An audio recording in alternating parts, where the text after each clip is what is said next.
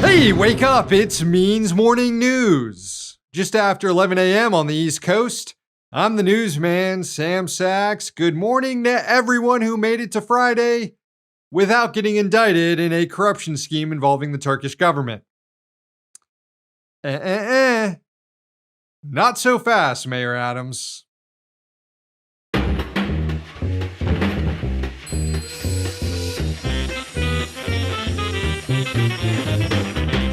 And we begin with news from the campaign trail. We're nearing the final month of the 2024 election, and Vice President Kamala Harris is focusing her efforts on cozying up to the crypto industry. Yeah, Harris is trying to distinguish herself from President Biden, who supported stronger regulations on digital currencies. In recent speeches, including one at a Wall Street fundraiser, Harris articulated a friendlier approach to crypto, promising to support innovative technologies like AI, the blockchain, and digital assets. And Semaphore reported that Harris has dispatched aides to court crypto investors and has begun working with pro-crypto Democrats on Capitol Hill to discuss policy. One of those reps, Wiley Nickel from North Carolina, told the outlet, quote, "You're going to see a much more balanced approach from President Harris on this issue." This is all part of a larger outreach effort from Democrats to the crypto industry. This is again from Semaphore, quote, "Democrats were already starting to follow the lead of Harris's team by building ties to the crypto sector, a $2 trillion industry with a historic libertarian streak. Senate Majority Leader Chuck Schumer joined a Crypto for Harris town hall last month and talked up the prospect of action in his chamber of Congress on industry issues before 2025. Crypto heads have dropped almost $120 million in the election so far, which explains some of why Harris wants to seek their favor. Even though most in the industry are in the tank for Donald Trump, although Trump clearly has no idea what crypto is himself.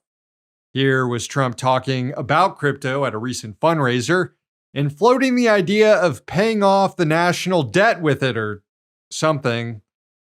It made zero sense, but the crypto heads in the room still applauded him. Tell you what, you look at values, you look at what's happening and where it's come and where it came from.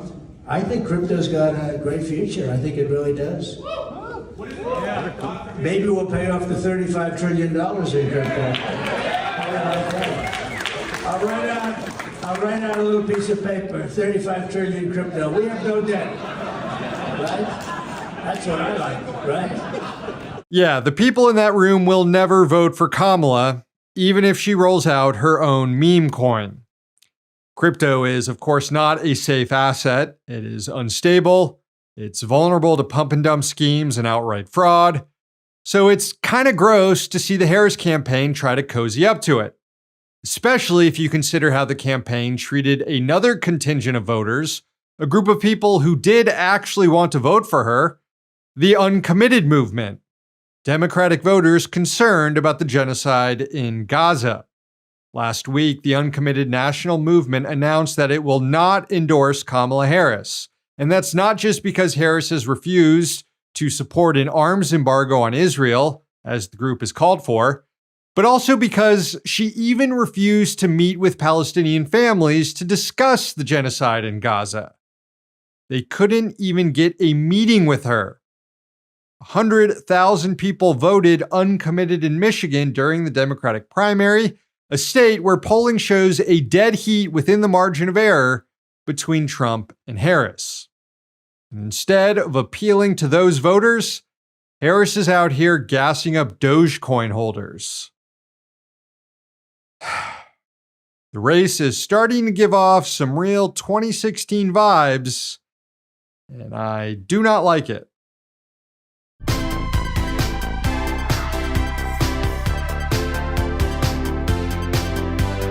profiteers have seized control of the U.S. organ donation system. The Department of Health and Human Services announced this month it has awarded contracts to 14 companies, some of them quite notorious, to manage aspects of the organ donor and transplant network. They include KPMG, Deloitte, Accenture, and defense contractor General Dynamics. If you're wondering what these companies know about organ donation, I don't have a fucking clue either. But they're about to get rich off it. Altogether, HHS's Health Resources and Services Administration, which oversees the donor network, is making $450 million available in contracts to these private companies. This is all part of a massive upheaval underway right now in how organ donors are paired up with recipients around the country. Since the 1980s, 3 principles have governed the system to keep predators away. First, only nonprofit entities can be contracted to work within the network. Second, they have to have expertise in organ donation and transplant. And third, the most any entity can receive in a contract each year is just $7 million. So not an industry where people can get rich. And that's the whole point. You want people freely donating their organs. You want people who are in need to have access to a transplant despite their class or race. And you don't want anyone involved here believing that some executive is getting rich off all of it somewhere. But last year, President Biden signed a law blowing all that up under the guise of modernizing organ donation in the U.S. The Securing the U.S. Organ Procurement and Transplantation Network Act actually left it vulnerable to exploitation. Now, that's not to say that there weren't problems with how organs were donated before. A lot of those problems stem from the lack of funding from the government. The sole entity contracted to administer the network, the United Network for Organ Sharing, or UNOS, was provided just $7 million a year. The congressional investigation found various organ procurement organizations overseen by UNOS that made mistakes that ended up costing people their lives. In response, HHS is now moving to shut down a number of those organizations, which are not-for-profit, and replace them with companies definitely looking to turn a profit. As I said, previously UNOS's contract was just $7 million a year, and now General Dynamics is holding a contract worth as much as $380 million. Find me another initiative in the federal government outside the Pentagon where spending is increasing that dramatically. And don't get me wrong, it's good that more funding is going toward organ donation in the US, but it raises a lot of red flags that the surge is tied to allowing for-profit companies with no knowledge in the area to suddenly operate in the network. It reeks of disaster capitalism. Whether the crisis is real or manufactured, the solution is always privatization. Writing in The Hill last year, Dr. Clive Callender, the founder of the National Minority Organ Tissue Transplant Education Program and a transplant surgeon himself, warned what the consequences will be of all this. Quote, for-profits will be eligible to run everything from the transplant patient waitlist to system policymaking that governs how the system operates nationwide. In short, it could lead to a for-profit donation system. The very term is a dangerous oxymoron with potentially fatal consequences for the transplant patients, particularly patients of color who are at higher risk for developing organ failure and have historically suffered most within profit-driven systems. Name one damn thing in our healthcare system that the for-profit motive hasn't ruined. We got health insurance companies operating de facto death panels, venture capitalists loading hospitals with debt and bankrupting them, and we're supposed to believe that profiteers will look out for the best interests of the 100,000 Americans currently on the organ waiting list? I don't think so. There are now efforts underway to pressure the administration to reverse course on this before it's too late.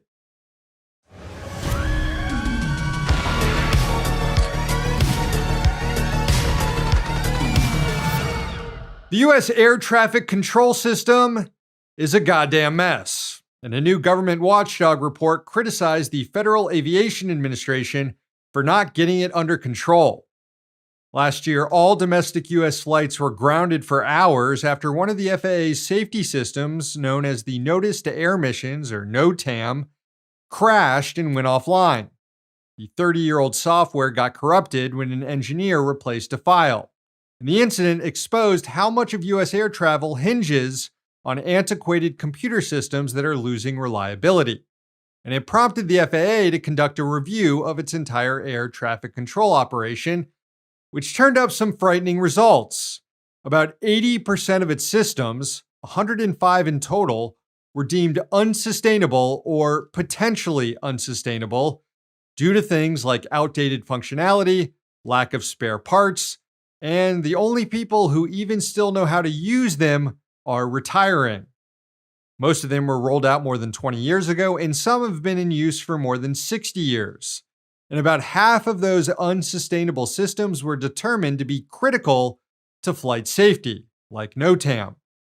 Operations related to navigation, communications, air traffic control, surveillance, and weather forecasting. The specific systems were classified to the public due to security concerns. Now, in response to this risk evaluation, the FAA said it would embark on a mass modernization effort and announced plans for 64 investments to address 90 of the 105 unsustainable and potentially unsustainable systems. But according to an oversight report from the Government Accountability Office, more than a year later, this has not happened. Instead, the FAA has been, quote, slow to modernize, according to the GAO, and most modernization projects won't be complete for more than a decade. And there are no plans yet to modernize some of its most critical systems. Quote, FAA did not prioritize or establish near-term plans to modernize unsustainable and critical systems based on its operational assessment. The GAO specifically identified 17 systems that are both the most critical to air travel and the most at risk. Again, they are secret, but the report noted that the soonest any one of them will be modernized is 2030. Others by 2031, 2032, 2033, 2034, and 2035. And there are 4 systems that so far, there's been no modernization investment. The report made a number of recommendations to the FAA, including sending a report to Congress on how it plans to mitigate the risks to the U.S. air system from all these both critical and unsustainable systems. Since, it turns out that shoe bombers aren't anywhere near as big of a threat to U.S. air travel as 40 years of neoliberal economics aimed at starving the federal government and privatizing its organs. The rest of GAO's recommendations to the agency can be summed up as, hey, get your shit together. Also, Pete Buttigieg. I believe this falls under your purview, my man.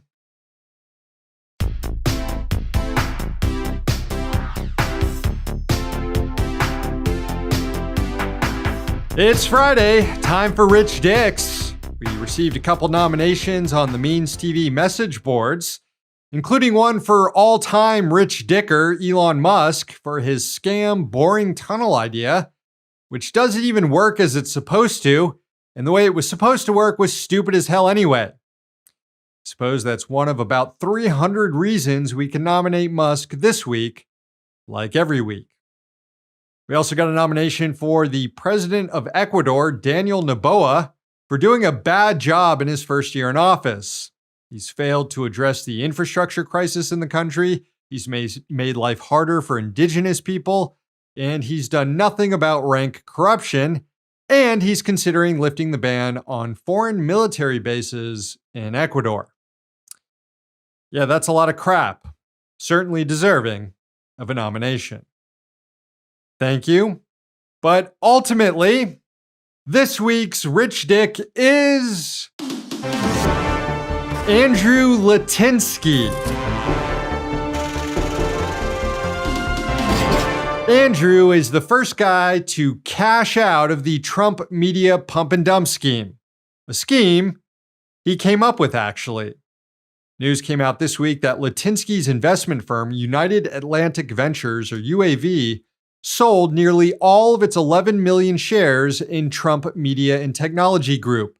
That's the parent company that owns Trump's social media site, Truth Social. UAV owned about 5.5% of the shares in the company, and the sale translates to more than $100 million in profits for Litinsky's firm, and thus ends a business relationship between Litinsky and Trump that recently turned sour, but still ended up pretty lucrative for them both. Litinsky was a former contestant on Trump's NBC show, The Apprentice. It's how he ended up working for Trump, and Litinsky is reportedly the guy who pinched Trump on the idea of Truth Social after Trump got booted from Twitter. And Litinsky also arranged the merger to create the Trump Media and Technology Group and to take it public, which created a massive windfall for himself and for Trump. Despite Trump Media and Technology Group not being a sound business at all and losing hundreds of millions of dollars a year, the company's stock shot through the roof when it debuted, thanks to credulous investors who wanted to buy into something, anything, with Trump's name. Well, now they're going to be left holding the bag, while major players like the Litinsky, and probably Trump himself one day, cash out. At its height, Trump's media stock was trading at nearly $80 a share. Today, it's dropped down to less than $14 a share, a devastating decline for suckers who bought the stock at its peak, but still a nice payday for folks like Litinsky and Trump who got in on the ground floor. Litinsky could have made a lot more, but he was bound by an agreement that prevented him from selling his stake in the company until after September 19th. Donald Trump still owns his own stake in the company, about 114 million shares valued at more than $2 billion. He's claimed he has no intention of selling. We'll see about that. Litinsky and Trump actually fought each other in court this year, with Trump alleging that Litinsky's mismanagement of the company caused significant damage, and Litinsky arguing that Trump was trying to dilute his stake in the business. Ultimately, Litinsky prevailed, which allowed him to keep the shares that he just went on to sell, which then qualified him to be this week's Rich Dick.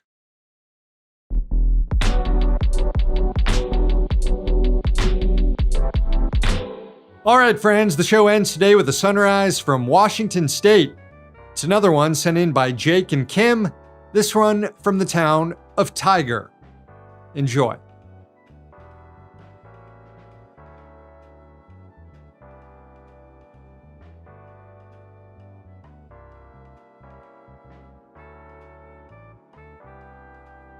Thanks, Jake. Thanks, Kim. Show's over. Thank you for watching, and thanks to the team behind the scenes. Please sign up for Means TV, subscribe to our YouTube and podcast channels, and follow us on social media. One day, capitalism will fall. Until then, we're going to be right here. See you next week.